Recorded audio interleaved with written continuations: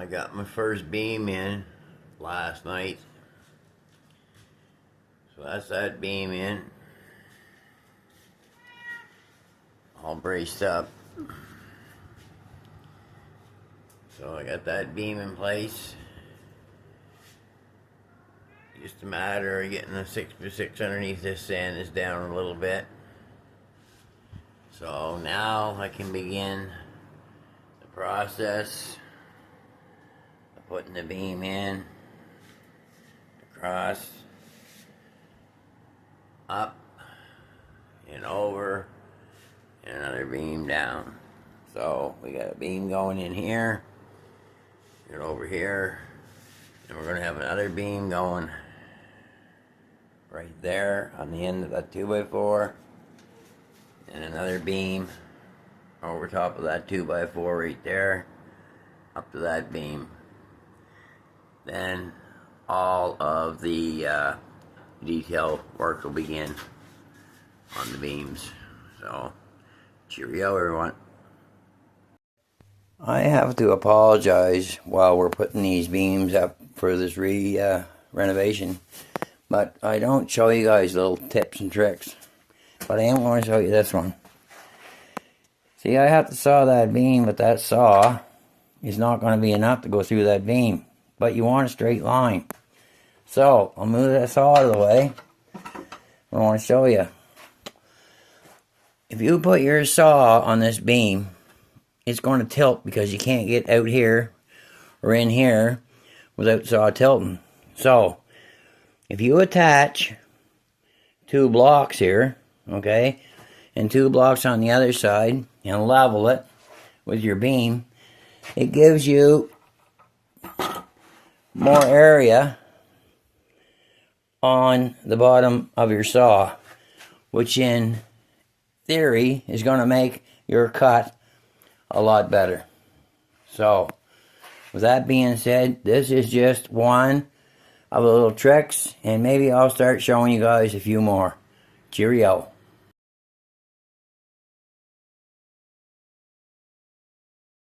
Well, hi, back again on the wall. Now you wonder why this is taking a while and this and that. And for some that understand, okay. For some that don't, well, maybe not. Anyway, this wall where I'm putting posts in, it was an outside wall on a house. And then this piece here was built on. So this post is okay because of underneath the wall and where it's at. This one here is okay because I had it braced. And this one here, I wasn't quite sure where it was at. And I figured that since it was on like the main wall, it might not be too bad. But I'll tell you, I got thinking it over and looking at it. And I see where, you know, that post is going right there beside this beam right up here.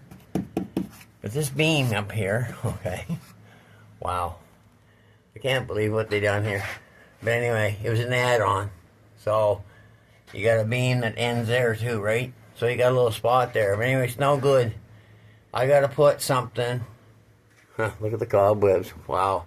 Anyway, I got to put something up in there underneath that board floor. Because there's going to be too much stress on that post. So I'll put something between that wall and that floor, and that'll make it great for that post. And this post here, I had to re-brace this all. And I re-braced this here for jacking, but it's right underneath the floor joist right here, so I'm good. I'll be able to cut this off if I want to. No big deal, it's not hurting anything. And then in underneath there was another place that I had to put a post in. Yeah, that was for jacking, bringing up the house. But the main posts are all on this beam. The only post that I'm concerned about is that post, the last post that I'm putting in right here, and the one I was just talking about upstairs. That's the one that I'm most concerned with. When you come up, it's right up here, and it's right level, right there. So I don't know if you can understand or if I can explain it any better. But that's what we got for paint, mechanical, solutions, and home renovations. Cheers. Well, the beams are all in. We got a little bit of wane happening up there. That just gives the character. All fitting pretty good. You gotta have a little bit of the old look and character, right? Anyway, that's all down. We gotta trim out the floor. That beam is in there. There we go. Now, I gotta fix the floor. We're gonna put a railing from beam to beam. Post, 6x6 posts from beam to beam down low. Piece to piece up 3 feet high or so. And rod railing in the center. I think she'll look alright when she's all said and done. But anyway, something nice to have them beams in. Cheers.